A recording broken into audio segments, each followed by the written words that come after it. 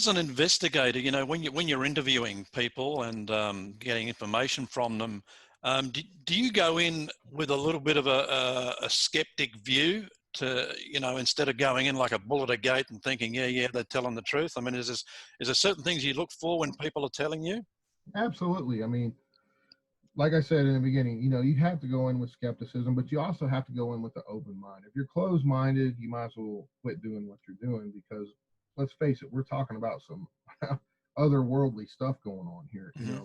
Like I said, a lot of people, it's like politics and religion. You can't change people's minds on this stuff unless they actually have an experience in themselves, right?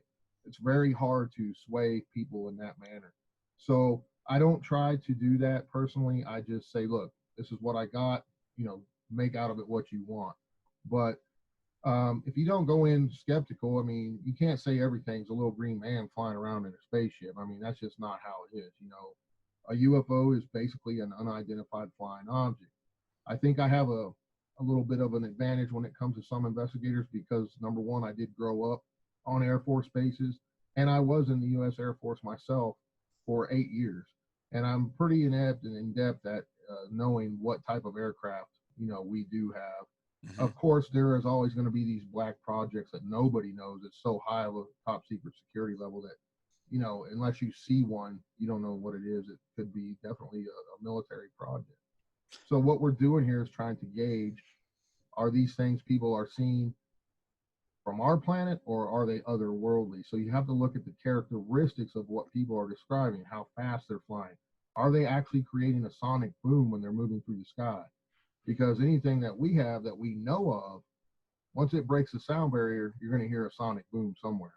So, we're looking for craft that fly at exceptional speeds, that can maneuver with exceptional just maneuverability that a human pilot would probably most not likely be able to survive. Yeah. And a lot of these craft people are seeing, they don't have any rivets in them. They don't have tail numbers. They don't have the typical navigation, red, white, and green lights. We're looking at all different aspects when we're looking at these things. Chuck Sukowski recently told me, as a former deputy sheriff, it kind of gives him not so much an advantage, but it gives him the ability to be able to tell whether people are actually telling him the truth. Is that the same with you as a former law enforcement officer? Yeah, absolutely. There's little tricks of the trade, so to speak, that we use. We will ask people the same questions many times over in different manners to see if we could trip them up in a lie, so to speak. Mm-hmm. So there's little tricks of the trade like that we do use. And that's what you got to kind of gauge when you're interviewing these folks. I want to talk about a couple of things other than the Flatwoods Monster, which we've spoken about, but what have your investigations revealed regarding the Mothman? Oh, the Mothman's a fascinating case. Here you have numerous eyewitnesses reporting a man-sized bird-like creature that with a 10-foot wingspan or more that was keeping up with cars flying at 100 miles an hour. That's fascinating. And you have to, as an investigator, you got to look at all aspects of this, because there are some other aspects out there. Not a lot of people know that parts of the atomic bomb were built right there in Point Pleasant, the explosives, possibly some of the trigger devices. And right down the road in Morgantown, they were making huge advancements during that time in the processing of heavy water that we know is required in nuclear fission and everything else. So, also in West Virginia, there is an area that supports a special forces unit known as Delta Force, and a lot of people train there. It could have quite possibly been some sort of special forces wingsuit that they were testing. You have to look at all aspects from outside the box. But if you factor in all the UFO sightings at the same time, it kind of makes you wonder, is Mothman, or was Mothman, some type of interdimensional creature that came through and was trying to warn people that, hey, the bridge was going to collapse? Or was it a more of an ominous thing that it caused the bridge to collapse? That's still one of the big questions today. A lot of people feel it caused the bridge to collapse, and some people feel it was there to warn, hey, because it's been seen all over the world right before a lot of disasters have happened. So, you have to think outside the box. It's fascinating stuff. That's what we do this for. Is it just some unknown creature? That's what we do this for. Yeah, one of the things I found fascinating about that situation too, the reports of the men in black being seen Yes. during that time. Yeah, numerous reports of men in black were seen all during the Mothman wave. And also, a lot of people don't know there was men in black reported in Flatwoods as well after the whole Flatwoods monster incident. Just not quite as many. Because, here we are right after right after World War II, where the Cold War is hot and heavy between us and the Russians. The government's scrambling to find out what is flying around in our airspace that we don't know. Is it the Russians? Is it ET? We don't know. So you can imagine they were probably most likely in a panic mode as well, trying to figure out, hey, is this the Russians doing this or what is this? So it was a time of high tension in the United States and really around the world. Kids were being taught having nuclear drills where they have to get under their desk and everything else. So you have to just look at all that and take it all into perspective. Another one I wanted to talk about was Willows Wee. I'm not sure whether a lot of people would have heard about this one, but it sounds like it's got a bit of Amityville horror about it. Yeah, about 3 years ago now, I actually purchased my own haunted location to study paranormal phenomena in. I had become friends with the former owner. This is in Cayuga, Indiana. And one day I had investigated this house after hearing about it through the grapevine, how active it was with haunted type activity. And I went there several times and investigated, and indeed I did get a lot of phenomena, capture a lot of phenomena, EVPs, disembodied voices, unexplained noises, footsteps, equipment batteries draining for no apparent reason, fully charged camera batteries and whatnot, just totally draining out. And also, a couple of occasions I felt as if something had touched me that was unseen, once on the back of my neck, once on my arm. And the devices we were using were often taking hits or lighting up and doing, registering unexplained phenomena in the house, high EMF. And the interesting thing about that house is there's no power hooked to it, and it's registering high electromagnetic fields within it. Wow. And there's a whole, we could spend a 3-4 hour show just talking about all the nuances of the Willows Wee house that we look for as paranormal investigators that could be possible causes to a haunting. There's numerous deaths in this house, at least 3 suicides, possibly 4, and other deaths. The house dates back to the 1890s, and there's a lot of Native American influence there. There's a whole bunch of those little factors and nuances that can contribute to a haunting type phenomenon. It's not. Is it not built on burial ground? That's something we're looking into. I'm looking into still. There's a lot more that has to be done at this house. There was, according to the former owner, a child's arm bone found under the house back when she had it, and it was taken to a local doctor where he examined it. Says yes, it's definitely a child's arm bone. Looks fairly old though. So they, according to what I was told, they called the local sheriff. The sheriff took the doctor's word for it and told the former owner to either get rid of it or put it back, which I found highly unusual because normally if there's a human body part found, they would do some sort of investigation. So that's still up in the air. That's the next phase I have to go to find out, hey, maybe this house is built on Native American burial ground. Or if you want to go way outside the box, maybe there's somebody that was murdered and buried under the house. We don't know yet. So, there's a lot more to be discovered there at the Willows Wee house. Do you prefer investigating UFO related or paranormal related cases? I love it all. I love it all. Because in my view, a lot of this stuff is interrelated. In what way? Well, you have a lot of people of the belief that say take aliens or grays, for example. A lot of people feel that some of these entities are either implanting demonic type visions that we use in modern Christianity into our heads as a means of control, controlling the masses. And a lot of people feel that these grays or these negative type ETs are using some form of mind control to implant these images of demonic type creatures in people's minds. And also take Bigfoot, for example. In recent years, there's been a lot of reports where people have seen strange lights in the sky, and then there's a rash of Bigfoot sightings in that particular area, or vice versa. So we're looking into that because it may be interrelated. You know, Bigfoot or other type creatures could be ETs, it could be interdimensional. We don't know. We're just looking into all those aspects of it. Yeah, actually, you mentioned mind control. That's interesting because back even before Roswell, when the cover-up, the UFO cover-up was in its infancy, and people spotted UFOs and then were followed and warned off, and mind control apparently was used back then. Yes. Yeah, I mean the government. We know the government for a fact has had many experiments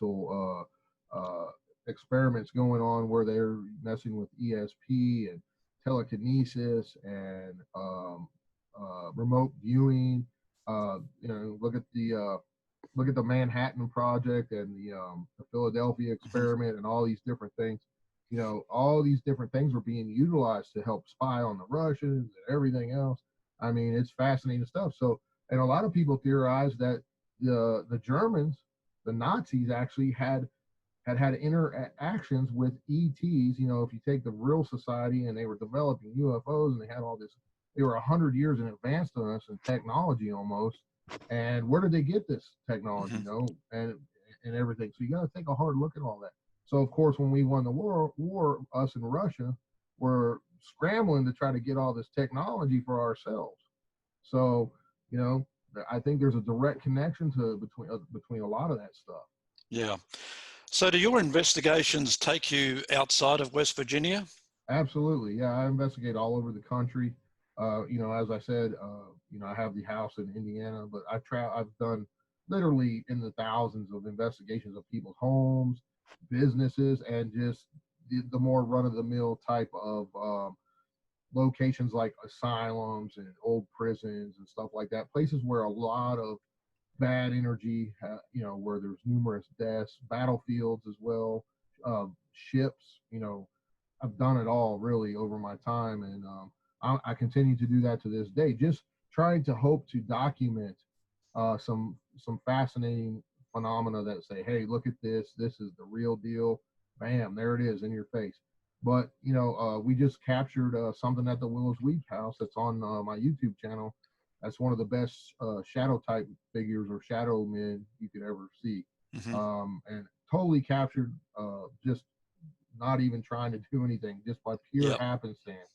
So still trying to debunk it as something, but we cannot at this point. I mean, other people are looking at it, and you know, in today's world with CG and everything else, people are going to see stuff. They're going to say right off the bat, hey, that's fake. I have no reason to fake anything. I throw it up there. What you see is what you get. Feel free to analyze it. Do whatever you got to do. It wasn't even captured on my cameras. It was on a guy that I was up there doing an interview with. He had a backup camera, GoPro, sitting on a door, filming B-roll from another angle. And, you know, he forgot about that footage. And a month later, he's like, oh, my God, you got to look at this footage we got. Wow. And, you know, there's stuff going along with that. There's unexplained footsteps. There's shuffling going, and nobody's in the house. And this shadow figure walks right across on the camera. So it's pretty fascinating. We know West Virginia is a hotspot, UFOs and monsters. What about the rest of the US? Is there a UFO hotspot that's a favorite of yours, and also like a paranormal related hotspot? I mean, they're all over the place, really, Dean. I mean, you know, you look at some of these places, like take for example Skinwalker Ranch or Area 51, or you know, some of the most famous places out there for UFO sightings and whatnot. A lot of these places, you know, and if you take a hard look at this stuff, a lot of these military bases and other type situations, these places are built on ley lines intentionally. They're built in high geomagnetical areas, or areas that are high in quartz and all these other things. You have to look at all these different aspects. Why are they built on these areas? You know, what somebody knew something.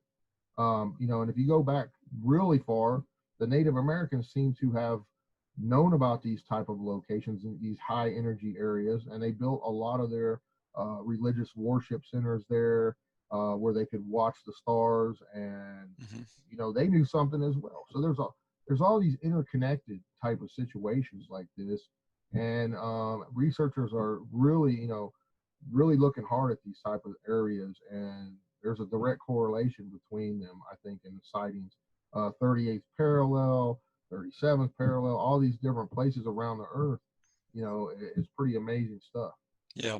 What about a place like, I mean, you've been to Europe. Do they have the same UFO and paranormal intensity as we do over here?